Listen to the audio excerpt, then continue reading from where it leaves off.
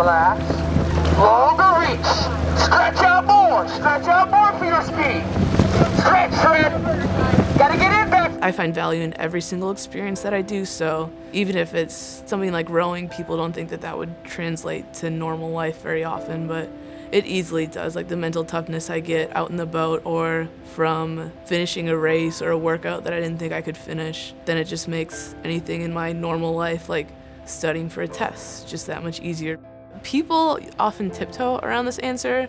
I feel like rowing's probably one of those things that's a love-hate relationship. I feel like if you do it completely correctly, you shouldn't love it. You should just love parts about it.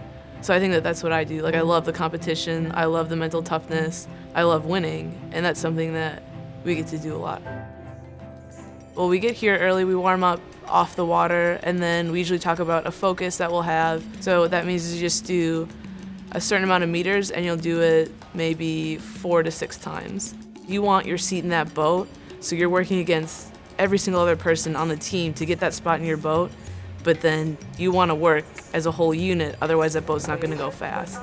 Like you could be the best individual erger and best individual rower, but if you don't row as a team, you're not going to get anywhere.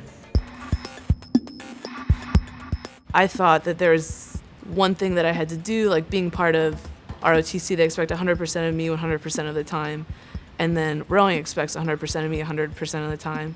If you're not there at practice, you're not going to be in the boat. When I started doing ROTC and rowing and the National Guard, I learned that you really need to ask for what you want. But it took me planning it, and it took me showing them that I was prepared. I had to gain the trust from my teammates and from my coaches and from the cadre. Every semester I'll go to my coaches and my cadre with a calendar that'll just say every race that I have, every drill that I have, and every ROTC exercise that I have. And then we'll kind of dictate what I can miss and what I can't miss. I have been doing the Guard since May 2012. I do drill every month. It was so easy to work with. The company commander was very understanding of my rowing and ROTC. I think that one of the hard things for me about basic training was probably I didn't think that I could be myself through it. Like I thought I had to be really soldier-esque and very serious all the time. And after going through it, I found out there's a time where you can be very serious and there's a time where you need to be able to joke around for your own like mental sanity. I put my resume in for getting an internship this summer. I put it into, I think, 6 different places right away. Got an offer for an interview right away from all of them. The private investigating, the DEA, and the U.S. Marshals. A big reason that they said was because my resume had the leadership qualities like being an ROTC and doing the National Guard and having that experience. For me, my parents have always taught me to work really hard, and I know that the reason why I am successful is because of all the support I get.